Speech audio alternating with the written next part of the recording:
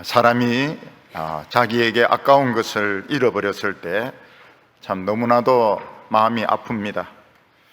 어떤 학생은 부모님이 주신 그 등록금을 은행에 내려고 갔는데 돈이 없어진 것을 발견하게 되면 굉장히 당황하게 되고 이 잃어버린 돈을 어떻게 되찾아야 될지 막연할 때가 있습니다.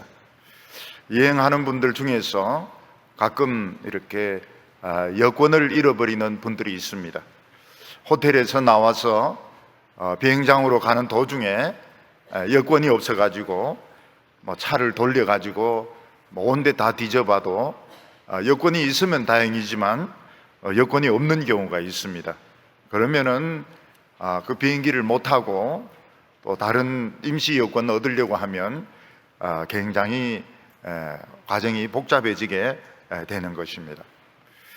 어떤 때는 시내에서 보면 어떤 여자분이 운전을 하는데 핸드백을 차 위에 올려놓고 막 운전하는 것을 볼 때가 있습니다.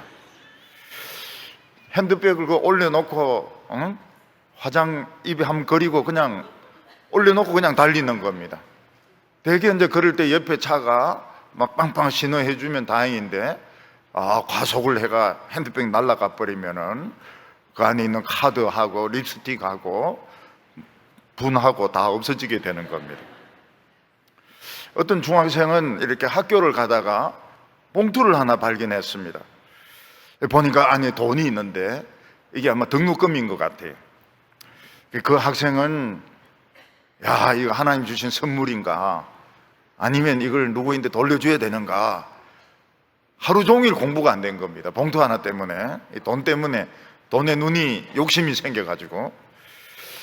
그래 이제 학교 마치고 나가는데 보니까 어떤 여학생이 거기서 울고 있더라는 거예요. 돈 주는 데서. 그래서 돈 때문에 그러냐 이러니까 자기 그 등록금을 잃어버렸다는 겁니다. 그래서 이 학생이 갈등하다가 그건 내가 주었다 이러면서 돌려준 것입니다. 그러니까 이 여학생은 너무 좋죠. 그래서 집에 가서 부모님인데 이야기하고 부모님도 이 남학생 불러가지고 밥도 먹이고 정직하다고 머리도 쓰다듬어주고 나중에 그 돈 잃은 여학생이 자기 부인이 됐다는 겁니다. 그래서 봉투를 주었는데 나중에 여자를 하나 주었어요. 부인을 주어버린 겁니다. 그래서 우리는 길을 갈 때 땅을 유심히 잘 쳐다보고 가시기를 바랍니다. 신랑을 주울 수도 있고 신부를 주울 수도 있습니다.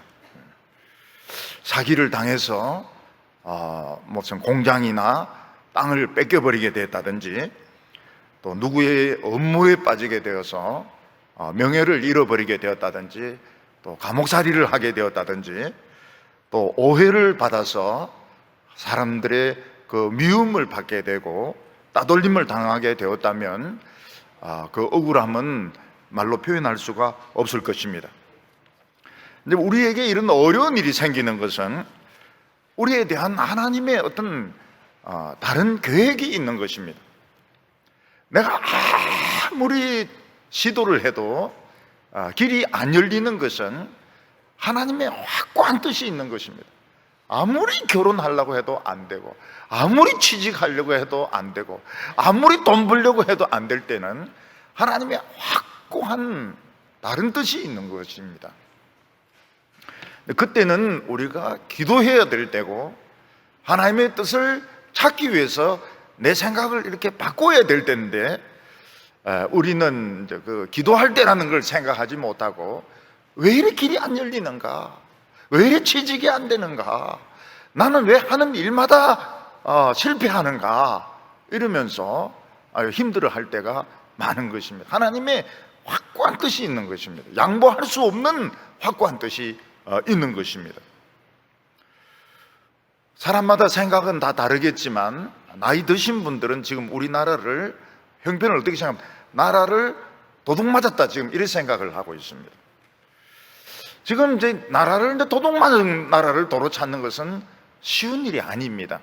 태극기 흔든다 해서 되는 것도 아니고 잠깐 쉬운 일이 아니에요. 도둑 맞은 나라 도로 찾는 것은 핵무기 같은 이런 강력한 힘이 필요한데 그거는 바로 기도할 때인 것입니다. 하나님은 우리에 대해서 또 훨씬 더 좋은 계획을 가지고 계셔서 이런 어려움을 주신 것입니다. 이스라엘 백성들은 사무엘을 찾아가서 우리가 사사 제도로 있는 것은 너무 불안하다. 그러니까 왕을 세우게 해달라. 이렇게 부탁을 했습니다. 이스라엘은 왕이 없으니까 정부가 없습니다. 또 군대가 또 없습니다. 사람들은 목소리 큰 사람들, 힘이 있는 사람들, 성질이 있는 사람들이 자기 멋대로 막 휘짓고 다녀도 뭐라고 할 수가 없습니다. 왕이 없었기 때문에. 그리고 적이 쳐들어오면 그때 이제 성령이 임하면서 나팔 불어가지고 백성들을 모아서 전쟁을 하니까 항상 늦은 겁니다. 전쟁이라고 하는 것은 미리 군대가 딱 준비되어 있어서 딱 출동을 해야 되는데 아무 준비 없다가 왕이 없으니까 적이 공격해서 사람 죽이고 불 지르고 이때 이제 나팔 불어가지고 사람들을 불러 모으니까 항상 박자가 늦은 것입니다. 그래서 이스라엘 백성들은 항상 불안했습니다. 미래가 딱 대비가 되어 있으면 좋은데 전혀 준비가 되어 있지 않으니까 늘 불안했습니다.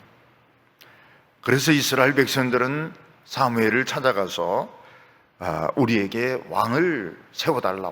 오히려 늦은 것이죠. 가나안 땅 들어가자마자 왕을 세웠어야 되고 군대를 뽑았어야 되는데 사실 굉장히 늦은 것이죠. 그렇지만 사무엘은 기뻐하지 않았습니다. 아니, 하나님이 왕인데 또 무슨 왕이 필요하고 우리들에게는 천사가 군대인데 왜 또 군대가 필요한가? 사무엘은 썩 기뻐하지 않았습니다. 왜 그런가 하면 왕이 없기 때문에 무질서한 것도 틀림이 없었습니다. 왕이 없었기 때문에 준비가 되어 있지 않은 것도 사실이었습니다. 아무것도 준비가 된 것이 없었습니다. 그런데 하나님이 왕이시기 때문에 뭐가 하나 있어서 그게 뭔가 하면 기적의 한방, 능력의 한방이 있었던 것입니다. 이스라엘 백성들이 하나님의 말씀의 가치를 깨닫고 하나님 앞에 돌아와서 막 울부짖으면서 기도할 때 이 능력의 한방이 있었던 것입니다. 그 이스라엘 백성들은 하나님의 능력의 이 한방은 확실하지가 않은 겁니다. 임할 수도 있고 안 임할 수도 있고. 그러나 왕이나 군대는 확실한 거 아닙니까? 그냥 눈에 보이는 것이고 이건 손에 잡히는 것이고. 그래서 이스라엘 백성들은 불확실한 이 한방보다는 눈에 보이는 왕과 군대를 요구했던 것입니다. 그래서 하나님께서는 이스라엘 백성들에게 왕을 주겠다고 약속을 했습니다. 하나님께서는 이 베냐민 지파의 한 청년 농사꾼을 왕으로 생각하고 계셨습니다. 그런데 이 청년은 농사 짓는 것만 생각했지 하나님이 자신에 대해서 엄청난 계획, 자기를 왕으로 세워가지고 블레셋을 치고 이스라엘 백성들을 구원하는 이런 계획이 있는 줄은 꿈에도 생각을 못했던 것입니다. 우리는 우리 자신에 대한 하나님의 계획을 모르고 살아갑니다. 그러다가 어려움이 생기면 나는 왜 이래 일이 잘 안 되는가, 왜 이 어려움은 해결이 안 되는가 이러면서 원망도 하고 불평도 할 때가 많습니다. 그것은 하나님의 계획이 있기 때문입니다. 나쁜 것이 아니고 좋은 것이 훨씬 더 좋은 것입니다. 오늘 첫 번째로 하나님께서는 하나님의 계획에 우리를 불러내신다는 것입니다. 사실 우리는 우리 한 사람 한 사람에 대해서 하나님이 어떤 계획을 가지고 계시는지 모릅니다. 우리가 생각하는 것은 다른 사람들처럼 좋은 학교 다니고 안정된 직장을 가지고 결혼해가지고 평범하게 사는 것을 우리는 행복하다고 생각합니다. 근데 왜 나는 좋은 대학에 들어가지 못하고 시험에 자꾸 떨어지는가? 왜 나는 취직이 안 되는가? 왜 나는 결혼이 안 되는가? 왜 내 일은 하는 것마다 실패하는가? 그것은 하나님이 나에 대해서 아주 확고한 뜻을 가지고 계시셔서 그런 것인데 우리는 그런 것을 잘 생각을 못합니다. 내가 공부를 잘 못해서 그렇고 내가 노력을 잘 못해서 그렇고 이러면서 스스로 이제 더 어려움에 빠지게 되는 것입니다. 저는 제 자신의 그 인생을 많이 돌이켜 봤습니다.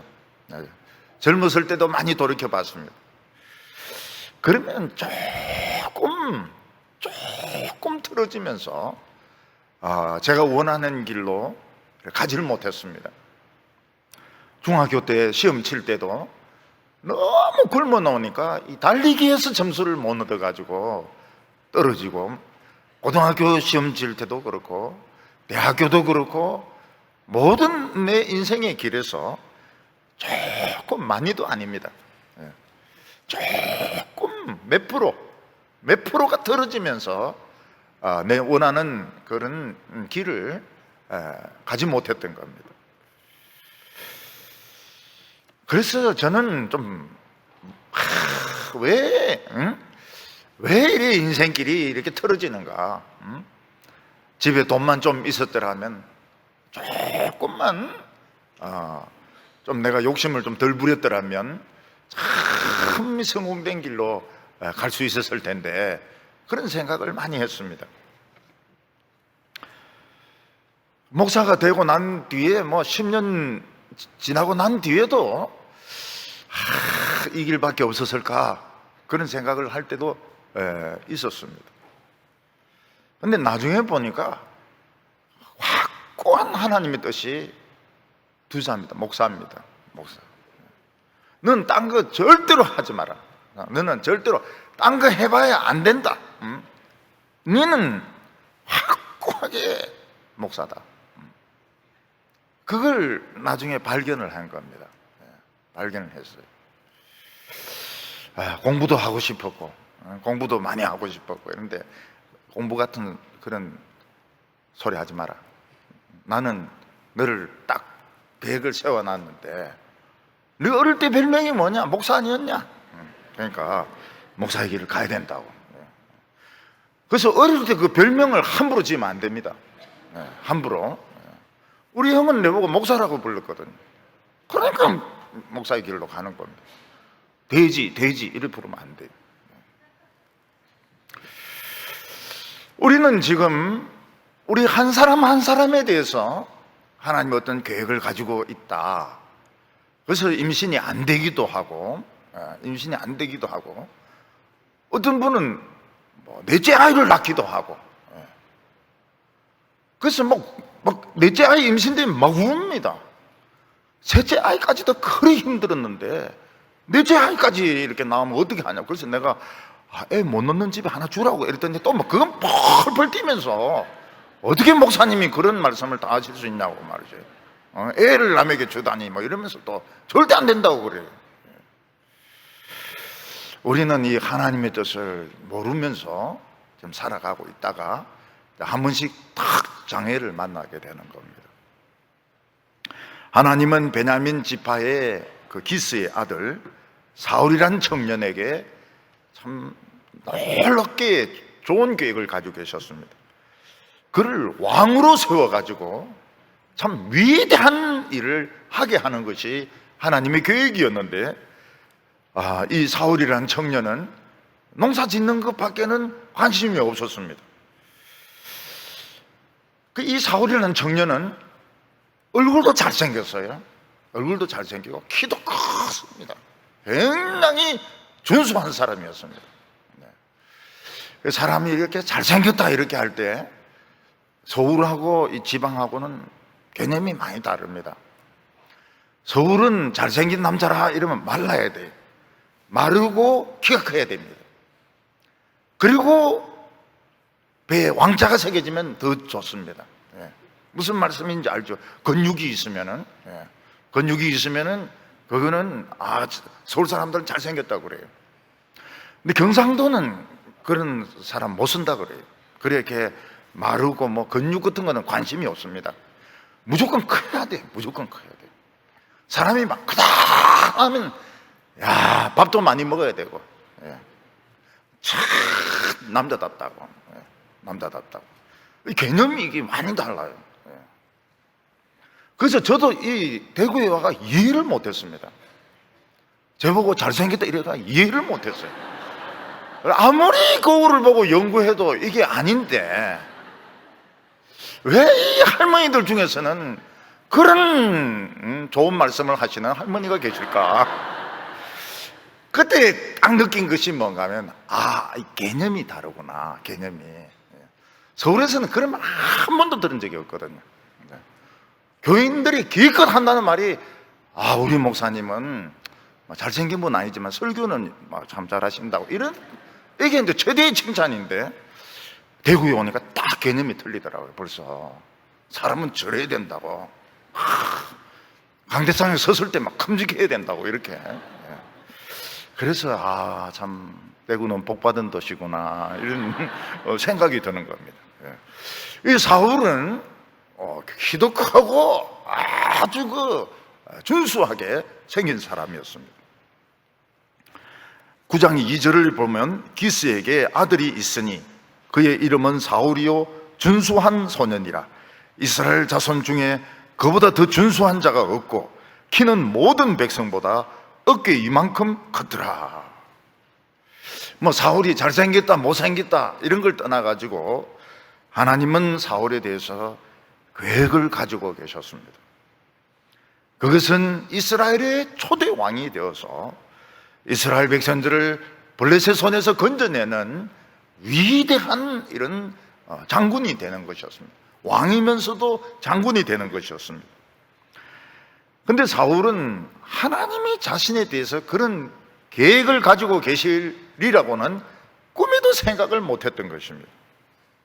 나는 뭐 킬막 컸지, 뭐 농사나 지어야지, 내가 뭘 하겠느냐고.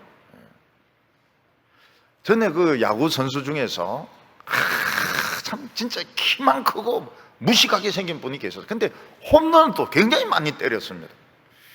그분이 한 말이 뭔가 하면 야구가 없었더라면 나는 농사 외에는 지을 게 없었다고. 사울은 키는 크고 이런데 뭐 다른 건 할 수 없어요. 농사밖에 없는 겁니다. 사울은 하나님이 자신에 대해서 한 사람에게도 가져보지 못했던 이런 계획을 가졌으리라고는 생각하지 못했던 것입니다. 그래서 하나님께서는 사울의 집에 조금 큰 어려움을 주셨습니다. 아주 큰 어려움은 아니고 조금 큰 어려움을 주셨는데 그 어려움이 뭔가 하면 어느 날 암나기들을 몽땅 다 잃어버린 것이었습니다. 큰 경제적인 손실이 생기게 된 것이었습니다. 3절에 보면 사울의 아버지 기스가 암나기들을 잃고 그의 아들 사울에게 이르되 너는 일어나 한 사환을 데리고 가서 암나기들을 찾으라 하며, 이 암나기들은 기스 집의 아주 중요한 재산이었습니다. 암나기는 짐을 나르기도 하고 힘이 세거든요. 그리고 사람이 타고 다니기도 하고 또 새끼를 낳기도 하고 아주 중요한 이런 수송수단이고 운송수단이었습니다. 특히 이스라엘 같은 이런 지형에는 다리가 긴 말보다는 나귀가 이게 아주 요긴했습니다.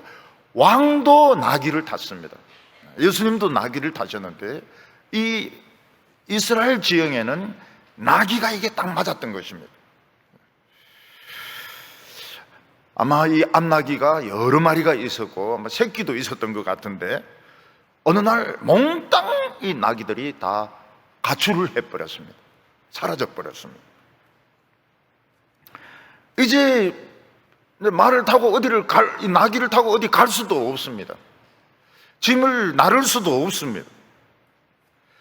요즘 보면 이제 시골에서 무슨 뭐 볕단이라든지 짐 같은 거 나를 때 경운기를 쓰기도 하고 트럭을 쓰기도 하고 이러는데, 경운기도 도둑 맞고 트럭도 도둑 맞고 이렇게 하면 그 농사 짓는 분들이 굉장히 불편해지게 됩니다. 이거 뭐 밭을 갈 수도 없고 논을 갈 수도 없고 이 장에 가서 뭐 물건을 사올 수도 없고 굉장히 불편해지게 되는데, 이 기스집에는 적지 않은 이런 경제적인 손실이, 좀 큰 경제적인 손실이 생긴 것입니다. 그래서 아버지는 화가 나신 것 같아요. 그래서 사울에게 넌 키만 크지 도대체 제대로 할 수 있는 것이 없다, 아주 야단치시면서 사환 한 명을 데리고 가서 온데 돌아다니면서 암나귀들이 가면 어디 가겠느냐, 나귀들을 찾아서 오라고 하면서 심부름을 시켰습니다. 사울은 아무리 돌아다니도 암나귀의 존재는 찾을 수가 없었습니다. 4절 보면 그가 에브라임 산지와 살리사 땅으로 두루 다녀 보았으나 찾지 못하고 사알림 땅으로 두루 다녀 보았으나 그곳에는 없었고 베냐민 사람의 땅으로 두루 찾아 보았으나 찾지 못하니라. 이 에브라임 산지는 그 자체가 큰 하나의 그 지역인 도입니다. 도. 베냐민 사람의 땅도 이것도 하나의 도입니다. 그러니까 사울과 사환은 에브라임이나 그 북쪽에 있는 에브라임이나 또 예루살렘 근처에 있는 그 베냐민 사람의 땅, 그리고 여러 곳을 샅샅이 찾았습니다. 사람들에게 물어보기도 하고. 그러나 나귀들의 이런 종적은 찾을 수가 없었습니다. 우리가 이런 것을 잃어버렸을 때 막 찾으러 다니는 것이 좋을까요? 기도하는 것이 좋을까요? 아니면 기도하면서 찾는 게 좋을까요? 기도하면서 또 찾긴 찾아야 되겠죠. 암나귀들이 또 뭐 저절로 걸어오면 좋지만은 근데 사람들은 막 정신없이 찾으러 다니든지 아니면 막 기도만 하든지 이렇게 하기가 쉽습니다. 한 번은 어떤 공원에 가니까 여학생, 중학생 같아. 두 명이 막 그 울먹울먹 하면서 무슨 이름을 부르면서 막 숲을 뒤지면서 막 쫓아다녀요. 그래서 제가 그 여학생들한테 또 물어봤습니다. 뭘 찾고 있느냐? 이래 물었더니 강아지를 잃어버렸는데 누군가가 어제 여기 이 부근에서 비슷한 강아지를 봤다는 겁니다. 그 강아지도 아니에요. 비슷하게 생겼는데 그것도 어제입니다. 어제. 그 강아지가 그냥 계속 거기 있을 리가 없는데 이 두 여학생은 막 그 강아지를 찾으려고 울면서 막 이름을 부르면서 막 하면서 온 공원을 돌아다니는 것입니다. 아마 사울도 그랬던 것 같아요. 나귀 이름을 막 부르면서 막 온 데를 돌아다녔는데 나귀는 나타나지가 않았습니다. 사울과 사환은 드디어 숲이란 곳까지 가게 되었습니다. 거기가 아마 경계선이었던 것 같아요. 사울은 드디어 암나귀를 찾는 것을 포기하기로 했습니다. 아무리 찾아도 없는 걸 어떻게 합니까? 그래서 틀림없이 이건 누가 잡아가서 파란 모양이다, 암나귀들을 다 파란 모양이다. 그래서 뭐 없는데 어떡하나, 오히려 아버지가 우리 걱정을 하시겠다. 그래서 사울은 포기하자, 이제 암나귀 포기하고 집으로 돌아가자, 이렇게 사환에게 이야기를 했습니다. 우리는 뭔가 잃어버렸을 때, 경제적인 손실이 생기고 길이 안 열리고 어려움이 생겼을 때 하나님은 또 다른 인생으로 인도하는 계획을 가지고 계신다, 이런 생각을 하지를 못합니다. 그 잃어버린 것을 막 찾으려고 합니다. 이런 것을 찾으려고 아무래도 찾을 수가 없어요. 그때는 우리가 어떻게 해야 됩니까? 하나님의 뜻이 어디 계십니까? 그러면서 내가 가지고 있는 전제를 포기를 해야 되는 것입니다. 나는 예수를 믿어도 잘 믿어야 된다. 나는 예수를 믿어도 선교사로는 안 나간다. 나는 목사는 안 된다. 이런 전제들이 많이 깔려 있습니다. 나는 예수를 믿어도 키는 커야 된다. 난 예수를 믿어도 좋은 대학교를 나와야 된다. 전제들이 많이 있습니다. 근데 우리가 내 전제를 한번 바꿔볼 필요가 있습니다. 그걸 뭐라고 말하는가 하면 코페르니쿠스적인 전환이라, 생각의 전환이라 그러거든요. 한번 생각을 바꿔볼 필요가 있어요. 내가 살아온 길이 이게 전부가 아닐 수도 있다. 내가 우리 아이에게 요구하는 것이 길이 아닐 수도 있다. 우리 아이에게 무조건 공부 잘해라 이러는데 딴따라가 하나님의 뜻이면 어떡하냐? 딴따라. 절대 딴따라는 안 된다. 체육은 안 된다. 무조건 법대 가야 된다. 며느리 까면 무조건 뭐라고 해야 됩니까? 현모양처해야 된다. 현모양처가 좋지가 않아요. 현모양처는 우울증 걸리기에 딱 1번입니다.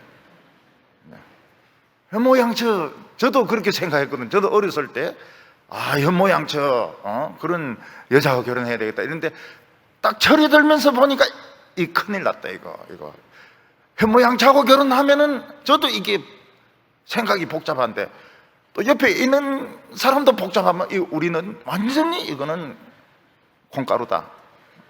그래서 버렸습니다. 그전에는 아무리 여성을 사귀려고 해도 안 사귀어져요. 전제를 가지고 있으니까요. 전제를 버리니까 어떻게 또 이상하게 또 그렇게 결혼이 돼가지고요. 저는 혼자 살 줄 알았어요. 그래서 막 찾는 것을 좀 중단하고 이걸 한번 바꿔볼 필요가 있습니다. 생각의 틀을 바꿀 필요가 있습니다. 한번 확 뒤집어 볼 필요가 있는 겁니다. 그래서 한 사람보다는 두 사람이 나을 수 있습니다. 사울은 만약 사울 혼자 찾으러 나왔다면 실컷 돌아다니다가 요 수읍이란 곳에서 딱 포기하고 돌아갔을 겁니다. 근데 사환을 데리고 왔습니다. 사환을 데리고 오니까 의논을 하게 되지 않습니까? 근데 이 사환이 신앙이 있는 사람이에요. 사환은 다른 각도에서 이 문제를 봅니다. 뭐라고 봅니까? 그냥 포기하지 말고 여기 가까운 곳에 하나님의 사람이 있는데 거기 한번 물어보자. 이거는 완전히 방향이 반대인 것입니다. 사울 같은 사람은 끝까지 자기가 찾아야 되는 성격이라면 이 사환은 우리가 이제 안 되니까 포기하지 말고 하나님의 사람에게 한번 물어보자. 한번 물어보자. 요게 180도 이 생각의 전환인 것입니다. 이렇게 되면은 일이 풀릴 수 있는데 사람들은 막 끝까지 자기 생각을 막 밀어붙입니다. 그러면 굉장히 불행해지죠. 자신도 불행해지고 다른 사람도 불행해지게 되는 겁니다. 6절에 그가 대답하되 보소서 이 성읍에 하나님의 사람이 있는데 존경을 받는 사람이라 그가 말한 것은 반드시 다 응하나니 그리로 가사이다. 그가 혹 우리의 갈 길을 가르쳐 줄까 하나이다. 사울 같으면 내가 이렇게 키가 크고 젊고 그 하나님의 사람은 늙은 노인인데 노인이 어디 가서 앞나기를 찾겠냐. 젊은 사람들이 찾아도 못 찾는 것을 노인들이 어떻게 찾겠냐. 노인이 수염이 허연, 머리도 허연 노인이 어떻게 찾겠느냐. 안 가죠. 그런데 이 사환은 길을 물어보자. 우리가 가야 될 삶의 방향을 한번 물어보자고 이야기를 합니다. 오늘 우리들은 다 길을 찾는 사람들입니다. 어디로 가야 내 인생의 답을 찾을 수 있을까?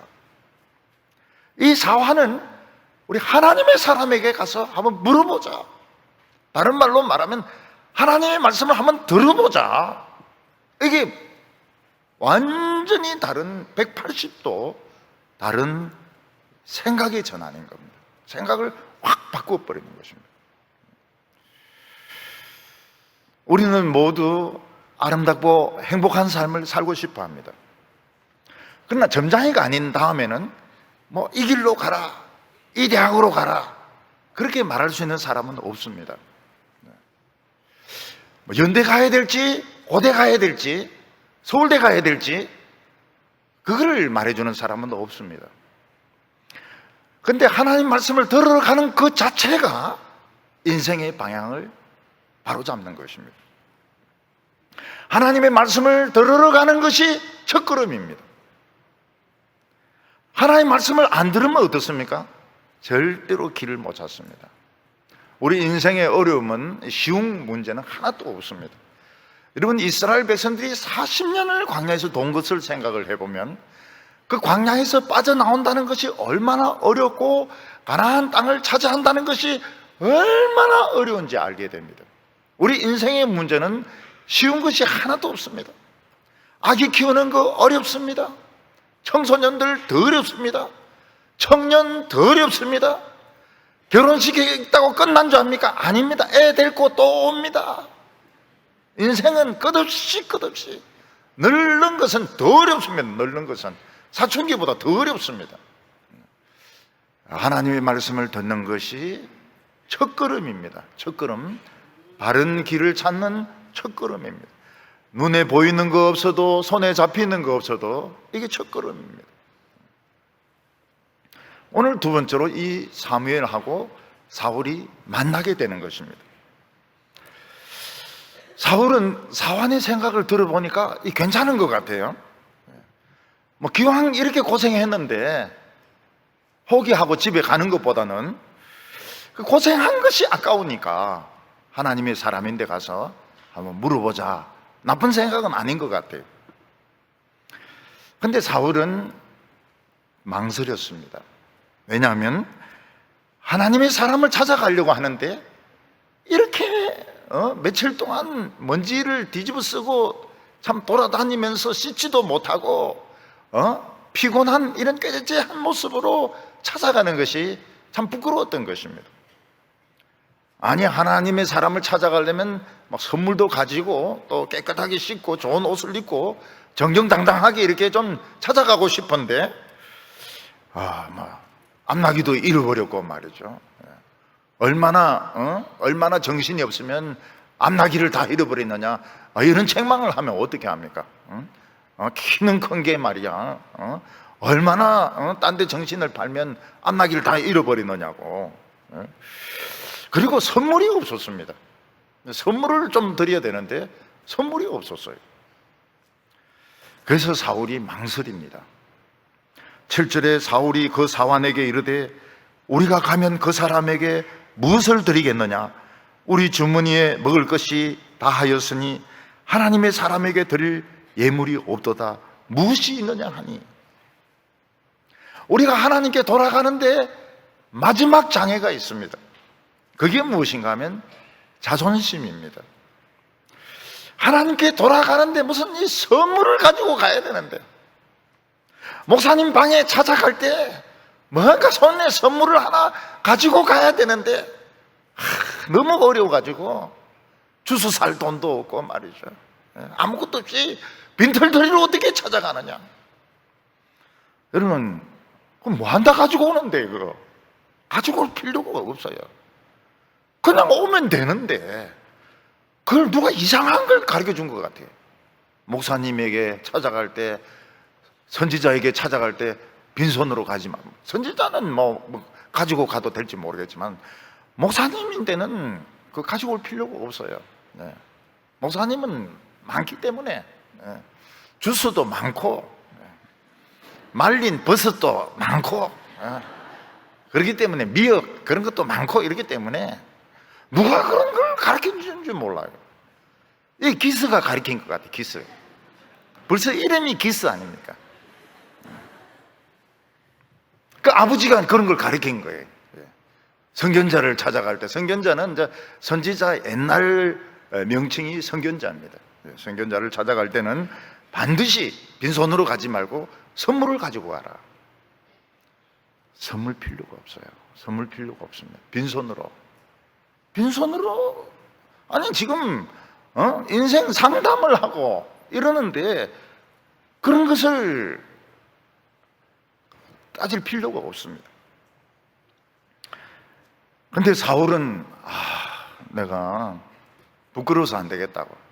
부끄러워서 안 되겠다. 어떻게 키 큰 내가 빈손으로 선견자를 찾아가겠냐고. 수박이라도 한 덩어리 들고 가야지. 이렇게 더운 날. 그 필요가 없다니까요. 필요가 없어요.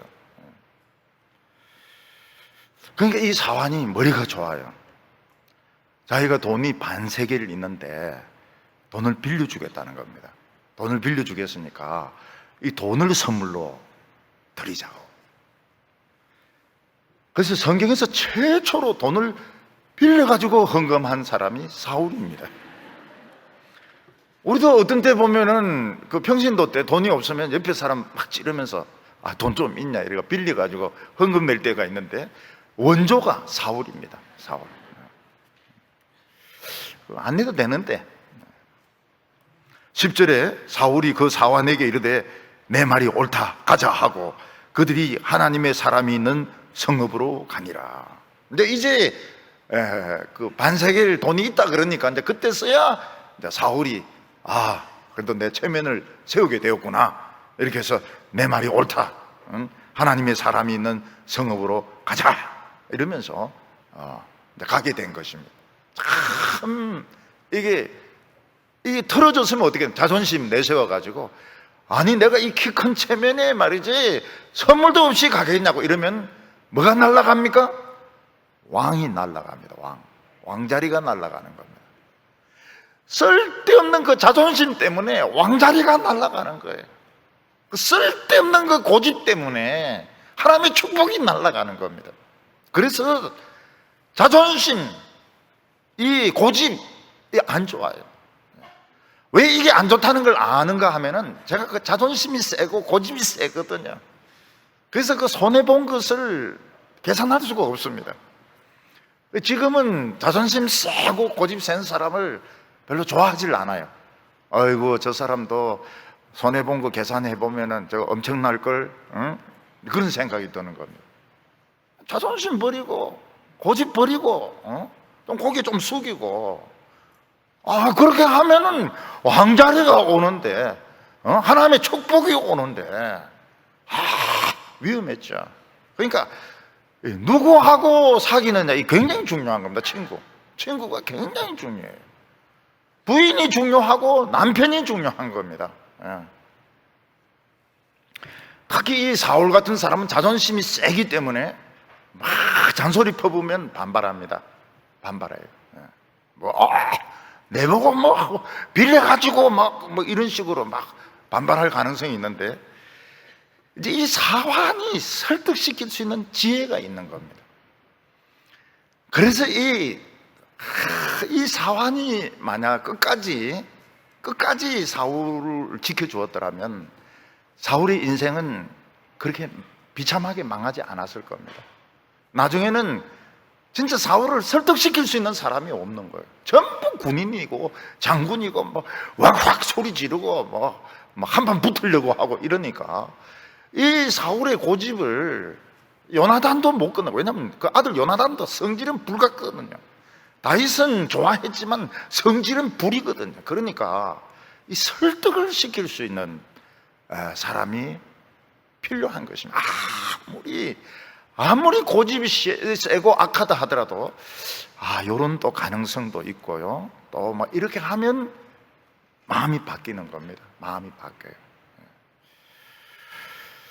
근데 이들이 모르고 있었던 것이 뭔가 하면 사무엘은 만나기가 굉장히 어려운 사람이라는 것입니다. 사무엘은 여러 성을 돌면서 재판도 하고 정치도 하고 집회도 하고 이렇게 했기 때문에 이 성에 그냥 무턱대고 쳐들어온다고 해서 만날 수 있는 사람이 아니었습니다. 만나기가 굉장히 어려운 사람이었습니다. 근데 놀랍게도 사울이 자신의 그 고집을 버리고 그 사환의 설득을 받아들여 가지고 하나님의 이 사람이 있는 이 성으로 갈 때 사무엘이 거기 있었던 겁니다. 준비가 돼 있었던 것입니다. 빌타길을 올라가다 보니까 물 항아리를 지고 오는 소녀를 만나게 되었습니다. 그 소녀에게 묻습니다. 선견자가 이 성에 계시냐고. 그런데 이 소녀가 어떻게 보면 참 친절하고 어떻게 보면 굉장히 수다스러웠어요. 묻지도 않은 것까지 다 이야기해 주었습니다. 뭐라고 말하는 거예요? 선견자가 딱 있다는 거예요. 지금 사무엘이 지금 이 성에 딱 도착을 했는데 지금 이 산당으로 지금 올라가고 있고 산당에 식사가 있다는 것입니다. 근데 이 성 사람들은 사무엘이 음식에 손대기 전에는 절대로 안 먹는다는 겁니다. 너무너무 사무엘을 존경하기 때문에 사무엘이 손대기 전에는 음식 먹는 사람이 아무도 없다는 겁니다. 그건 대구하고 좀 비슷한 것 같아요. 대구도 제일 어른이 숟가락 딱 들어야 다 숟가락 들지. 예. 아무나 숟가락 들고 이렇게 안 하는 거 보니까 좀 비슷한 것 같아요. 이 선견자가 조금 전에 출발했으니까 당신이 지금 막 부지런히 뛰어가든지 이러면 산당 가기 전에 이 선견자 사무엘을 만날 수 있을 거라고. 그러니까 굉장히 친절한 거예요. 너무 수다스러울 정도로 친절한 겁니다. 참 좋은 것이죠. 오늘 무슨 일이 있다 이런 걸 다 알려주니까요. 옛날에 저는 이 밀가루 푸대를 많이 풀어봤습니다. 밀가루 푸대도 많이 풀어보고 시멘트 푸대도 많이 풀어보고요. 그런데 맨 끝에 있는 줄을 딱 잡고 이걸 요령있게 이렇게 딱 하면 서로 풀립니다. 밀가루 푸대도 서로 힘쓸 필요가 없어요. 힘쓰는 것은 이거는 지금 매듭을 잘못 잡은 겁니다. 그냥 서로 풀려요. 인생의 문제도 바로 그렇습니다. 끝에 있는 매듭을 잘 잡고 이렇게 당기면 서로 풀리는 거예요. 저도 이 젊었을 때 제 인생의 문제를 풀려고 막 힘을 주고 용을 쓰고 그래도 안 풀려요. 공부를 한다고 그 애기 1살짜리를 등에 업고 막 밤을 새워가면서 책을 보고 이래도 안 풀려요. 근데 제 그 시각을 딱 바꾸었을 때 생각할 수 있는 시각을 절대로 난 싫다, 안 한다, 그거를 딱 바꾸었을 때 싹 풀리는 겁니다. 희한하게 풀려요. 그리고 경제적인 어려움도 없어지게 되었습니다. 왜냐하면 장학금을 여기저기서 받으니까요. 장학금을 많이 받으니까요. 여기서도 주고 저기서도 주고 1등 했다고 해서 주고 말이죠. 불쌍하다고 해서 주고 이래가지고 장학금을 막 한 두 군데서도 받고 세 군데서도 받고 이래가지고 경제적으로 어려움이 해결되게 된 겁니다. 그래서 이 생각의 전환이라는 거, 저 사람은 절대로 밉다 이런 생각하면 안 되는 거예요. 절대로 미운 사람은 없습니다. 난 절대로 거기는 안 간다 그런 거 없는 거예요. 걸 수도 있고 고개 숙일 수도 있고 욕 먹을 수도 있고 이러면서 마음을 한번 비워보는 겁니다. 마음을 한번 비워보는 거예요. 한번 생각을 바꾸어 보는 것입니다. 사울이 찾아오기 전에 이미 하나님은 사무엘에게 말씀을 하셨습니다. 내일 한 청년이 베냐민 땅에서 올 텐데 그 사람의 머리에 기름을 부어가지고 이스라엘의 왕으로 삼으라. 하나님은 미리 이 사무엘의 마음을 준비시켜 주었던 것입니다. 사울이 성문 안으로 들어가니까 노인이 한 분 계십니다. 수염이 있고 허옇고 머리도 허연 노인이 한 분 계시는 거예요. 그래서 선견자의 집이 어디에 있습니까? 어디로 가면 선견자를 만날 수 있습니까? 이렇게 물어보니까 그 할아버지가 뭐라고 말합니까? 내가 선견자다 이렇게 이야기합니다. 사무엘을 딱 바로 만난 겁니다. 그러면서 너가 젊었으니까 산당으로 먼저 올라가라. 오늘 저녁 스케줄은 나와 함께 식사를 하고 내일 아침 떠나기 전에 내가 하나님의 뜻을 너에게 말해주겠다. 그러면서 사무엘이 무슨 이야기를 합니까? 암나기 걱정은 하지 마라. 암나기는 찾았다. 아마 제 발로 다 찾아온 것 같아. 암나기들이 우리 가자 집으로 가자 이러면서 다 돌아온 것 같아. 암나기들은 다 찾았고 훨씬 더 중요한 일이 있다.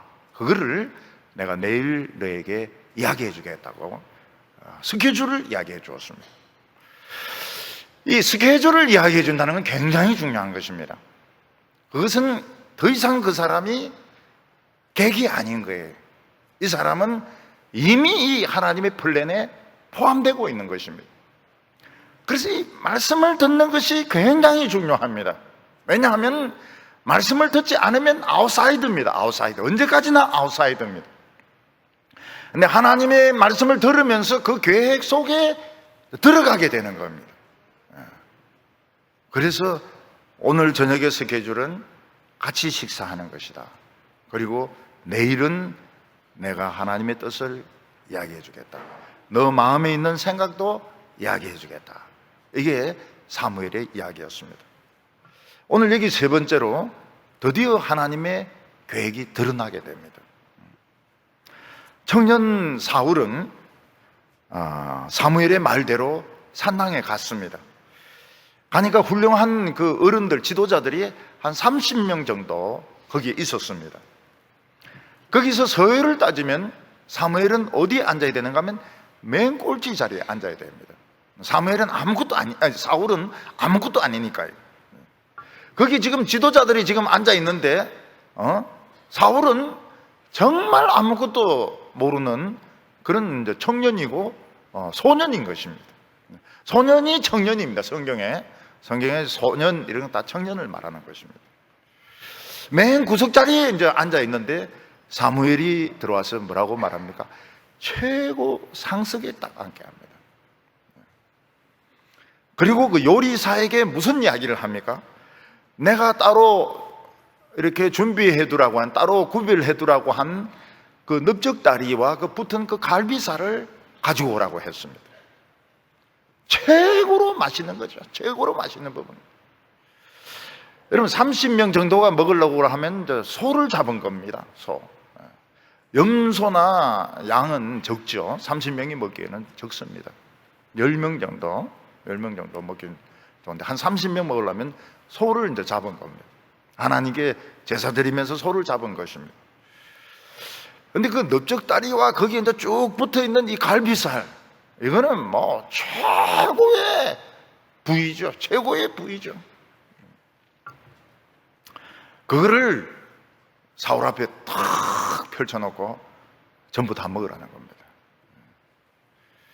사울은 지금 며칠 동안 씻지도 못하고 딱딱한 그 떡을 막 씹으면서 지금 막 그 암나기 찾는다고 돌아다녔는데 얼마나 배가 고픕니까? 덩치가 큰 사람이 말이죠. 근데 사울은 최고의 상석에 딱 앉게 하고 최고로 맛있는 부위를 따로 구별해 가지고 아무도 손 못 대고 사울 보고 다 먹으라고 하는 겁니다. 다 먹어야 됩니까? 어떻게 해야 됩니까? 다 먹어야죠. 여학생들은, 여자들은 그래 안 하더라고요. 아무리 다 먹으라 해도 그래 안 하더라고요. 꼭 남기가 집에 가 엄마 딱 갖다 주고 이렇게 하더라고요. 엄마 갖다 주든지 뭐 애를 주든지 이런데 남자들은 다 먹어버려요. 인정사정 없이 뭐 기름이 막 흐르죠. 흐르는 맛있는 것을 다 먹습니다. 사무엘은 사울을 높여주었습니다. 왜 높여주었을까요? 앞으로 이 사람은 왕이 될 사람이니까 그에게 자신감을 주기 위해서, 존귀함을 주기 위해서 상석에 앉히고 맛있는 그 부위를 구별해서 주었던 것입니다. 우리 성도들은 이런 대접이 좀 필요합니다.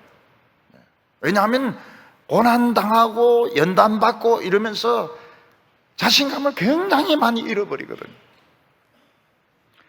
그래서 우리는 이 겸손해지기는 해지는데, 환난을 당해서 겸손해지기는 해지는데 자신감까지도 없어집니다. 그래서 하나님의 백성이 자신감이 없으면 아무것도 못해요. 자신감이 있어야 되는데, 겸손도 하고 자신감도 있어야 되는데 우리는 이 두 가지가 늘 혼동이 되는 것입니다. 자신감을 가지는 것은 교만한 것 같아요. 또 겸손하려고 하면 막 비겁해지는 것 같아요. 그래서 이게 진짜 자신감이냐, 교만한 것이냐, 겸손한 것이냐, 비겁한 것이냐, 참 구별이 안 됩니다. 언제까지 구별 안 될까요? 죽을 때까지 구별 안 됩니다.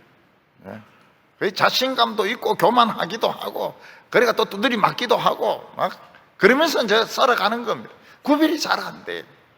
막 자신감이 있으면 교만한 것 같고, 겸손하려 그러면 소극적이 돼가지고 아무것도 못하고 자신감이 없고. 근데 그때 맛있는 음식을 먹는 것이 필요합니다. 배가 불러오면서 내가 이 참 나기를 잃어버리고 그냥 맨날 욕이나 얻어먹었는데 내가 이 참 이 하나님 앞에서는 존귀할 수도 있구나. 왜냐하면 배가 부르니까요. 하나님이 요셉을 애굽의 총리로 세울 때 어떻게 합니까? 그 바로가 왕이 요셉에게 좋은 옷을 입힙니다. 목에 금사슬을 걸게 합니다. 반지를 끼웁니다. 그리고 왕의 두 번째 마차를 태우고 시위를 합니다. 그리고 애굽의 최고 귀족인 온 제사장 딸하고 결혼을 시킵니다. 왜 그렇게 왕이 그렇게 욥을 막 극진하게 대접합니까? 하나님이 시킨 겁니다. 욥은 청년기를 노예로 보내었습니다. 감옥에 죄수 신분으로 보냈습니다. 사실은 죄수를 뒤치다꺼리 하는 죄수 따까리인 겁니다. 따까리. 그 죄수라고 보면 됩니다. 그래서 욥의 그 자존감은 너무 낮았습니다. 너무 자신감이 없었어요. 만약 욥의 그 자존감이 노예의 자존감을 가지고 있고 죄수의 자존감을 가지고 있다면 자신 있게 지시를 할 수 없고 아무도 말 안 듣습니다. 애굽의 제사장들, 귀족들 얼마나 대단한 사람들입니까? 저기 어디서 감옥에서 거지같이 말이지 몸에 막 이나 키우면서 저런 게 총리가 돼가지고 곡식을 이러나 저러나 말 아무도 안 듣습니다. 그래서 하나님께서 요셉에게 막 자존감을 세워주셨던 것입니다. 요셉이 잘생기지 않았습니까? 잘생겼거든. 체격도 건장하거든요. 옷을 딱 입히고 목에 금고리 딱 하고 딱 이런 인물이 괜찮은 거예요. 요셉이 얼마나 경영에 빠삭한 사람입니까? 그 하버드에서 배운 거 아닙니다. 전부 감옥에서 배운 겁니다. 그렇지만 이 감옥 회계학, 감옥 이 노예 이 경영학, 이게 하버드보다 더 나은 거예요. 하버드보다 더 나은 거예요. 그러니까 이 사람들이 꼼짝 못하는 겁니다. 왕이 또 뒤에서 말 안 들으면 그냥 목을 베버린다고 이렇게 하니까 꼼짝 못하는 겁니다. 하나님의 백성들이 연단받고 자신감이 생겼을 때 역사가 일어납니다. 그러니까 부흥이 일어날 때 자신감이 일어나요. 그래서 이 찬송 소리가 굉장히 중요합니다. 찬송 소리가. 찬송이 커집니다. 찬송이 커지고 자신감이 있고 당당하고 참 연단도 받고 어려움도 겪었지만은 자신감마저 있을 때 이 사람은 해내는 사람입니다. 자신감이 없으면 안 돼요. 못 해내. 그 자리에 있어도 감당을 못 합니다. 저는 이 정치하는 사람들이 이런 사람들 보면 아유, 자신감이 굉장히 없구나. 자신감이 없구나. 하는 거 보면 이제 금방 나타납니다. 자신감이 있는 사람은 착착착착 이렇게 하는데 그런 걸 못 해요. 막 도망 다니고 막 이렇게 하고 남 막 책임 돌리고 이렇게 하는 거 보면 아유, 저 자신감이 없구나. 응? 껍데기구만. 응? 그런 걸 바로 알게 되죠. 자신감이 있는 사람은 그래 할 필요가 없어요. 당당하죠. 당당. 오늘 암호 구호는 당당. 우리는 당당해야 됩니다. 당당해야 돼. 기죽을 필요가 하나도 없어요. 왜냐면 하나님이 내 삶을 이렇게 이끌어 오셨고 하나님의 책임인데 겁낼 게 뭐가 있습니까? 생각은 확 바꿀 필요가 있어요. 누가 이렇게 뭐라고 하면 들어주는 게 필요합니다. 들어주는 게. 교회에서도 보면은 뭐 유치부가 뭐 그래, 영화부가 그래, 뭐 저지나 빨지 이렇게 하면 안 돼요. 어린이들이 분노하면 안 됩니다. 어린이들이 분노하면 안 되고요. 어디서 뭐 이야기하면 일단은 한번 뭐 그런 게 필요해 뭐 이러면서 한번 들어주는 게 필요합니다. 들어주면 아주 좋은 그런 생각들이 많이 있어요. 좋은 것들이 많아요. 그러니까 교회가 은혜스러운 겁니다. 교회가 이 처음에는 막 안 들어줄 것처럼 이러지만은 들어주는구나. 이게 뭐가 의사소통이 되는구나 이러면서 좋아하거든요. 그러면서도 비겁하지가 않아요. 뭐 때문에 비겁한데? 뭐 때문에? 지금 넓적다리하고 그 갈비까지 먹었는데 뭐 때문에 비겁한데? 비겁할 필요가 하나도 없는 거예요. 지금 잘생기고 못생기고 하나님이 그렇게 만들었는데 그 하나님의 내 인격에 그 비만의 DNA를 넣어서 그런 건데 기도해가지고 이제 DNA를 좀 바꿔야죠. 마르는 DNA로 바꿔달라고 말이죠. 딴 사람인데 그 DNA 주라고 말이죠. 그래서 이 자신감이라는 게 중요한 겁니다. 자신감이라는 게 우리 성도님들은 자신감을 가져야 됩니다. 노인들도 자신감을 가져야 됩니다. 노인 되기 얼마나 힘든데요. 노인 되기 얼마나 힘든데요. 할머니 되기 얼마나 힘든데요. 애들은 막 그냥 바글바글하게 낳고 말이죠. 다 키우고 말이죠. 왜 노인들이 자신감을 잃어버리고 말이죠. 무슨 노인 인구가 높다 그런 소리를 하고 있네. 노인을 공경해라 그랬지. 노인 인구가 높다 그럼 죽으란 말이에요. 노인들 겁낼 필요가 하나도 없죠. 당당하죠 노인들이. 그래서 노인들은 지팡이를 하나 가지고 다녔어요. 폼도 나고 말 안 들으면 때리기도 하고 딱 지팡이를 잡고. 전 옛날부터 지팡이 하나 구하려고 그랬는데 그게 안 된다 그래가지고 아직까지는 젊어가지고 이 사울에게 자신감을 주는 겁니다. 사울이 어디 그 농사집에서 그 넓적다리하고 그냥 갈비살을 그냥 혼자 놓고 갈비 먹을 때 그거 완전히 이거 실로폰 아닙니까? 도레미파 솔라시도 떠들 때요. 저는 이 고깃집에 갔을 때 막 돼지 갈비를 막 올려놓고 먹는 사람들이 있더라고요. 이 완전 실로폰이에요. 막 다다다닥 뜯으면서. 좀 놀라워요. 자신감이죠. 자신감. 우리 성도님들이 자신감이 필요합니다. 자신감.